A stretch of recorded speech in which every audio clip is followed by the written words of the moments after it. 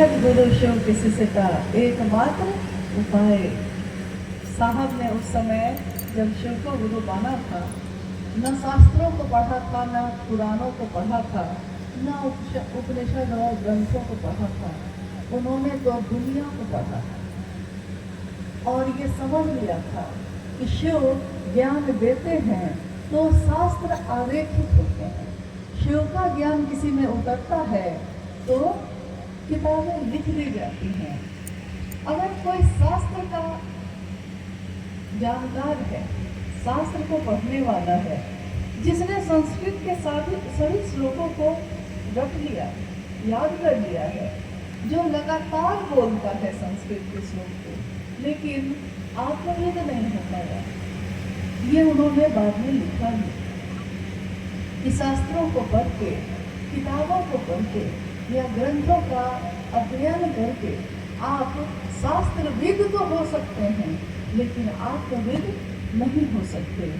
मंत्रों का, लाखों मंत्रों का जप करके आप मंत्रविद तो हो सकते हैं, मंत्र के ज्ञाता तो हो सकते हैं, लेकिन उस मंत्र के चैतन्य से आपका मिलन नहीं हो सकता। आप मंत्रविद हो सकते हैं, आत्मा की चेतना पे आपका मिलाप उससे नहीं हो सकता। मिलने के लिए तो दिल से मिला जाता है, ये रास्ता तो दिल का है, इसमें इन चीजों का क्या काम। एक कार्यक्रम चल रहा था रांची में उस समय, एक कार्यशाला में साहब से ने कहा, जब एक गुरु भाई की जिज्ञासा आई कि मन क्या होता है और चेतन क्या होता है, चेतन क्या होता है, तो साहब श्री ने कहा, मैं समझा तो सकता हूँ आपको, सब कुछ समझा सकता हूँ, लेकिन मेरे एक प्रश्न का उत्तर दीजिए कि गुरु चाहिए कि ज्ञान चाहिए। तो गुरु भाई लोग जितने उपस्थित थे तो सबने कहा कि गुरु चाहिए। साहब ने फिर से पूछा, गुरु चाहिए कि ज्ञान चाहिए? फिर सबने कहा गुरु चाहिए।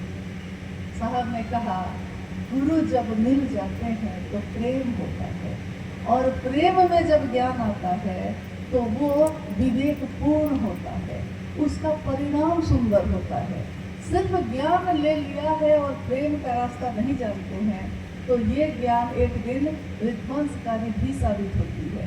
लेकिन उस ज्ञान में अगर विवेक है, उस ज्ञान में अगर प्रेम भी है, तो ये प्रेमपूर्ण ज्ञान आपकी यात्रा को, आपके रास्ते को एक मंजिल तक पहुंचाएगी। अभी भाई, जो गुरु भाई अभी भजन गा रहे थे, जब देश आजाद हुआ था उस समय ये गीत गाए जाते थे। देश की आजादी के बाद, सन 1947 के बाद, सन 1948 में साहब श्री का जन्म हुआ सिवान के अमलोरी नामक ग्राम में।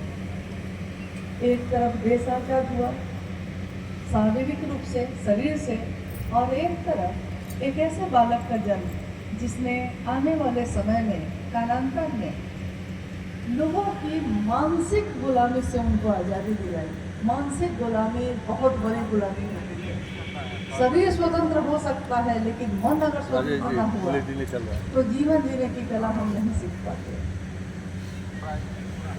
शिव की पूजा तो प्राचीन समय से होती रही, अनेक रूपों में होती आई है। शिव के ऐसे रूप जो लगभग सब जगहों पे पूजित हुए, उसमें महाकाल का उनका रूप, महाभैरव का, महायोगेश्वर का,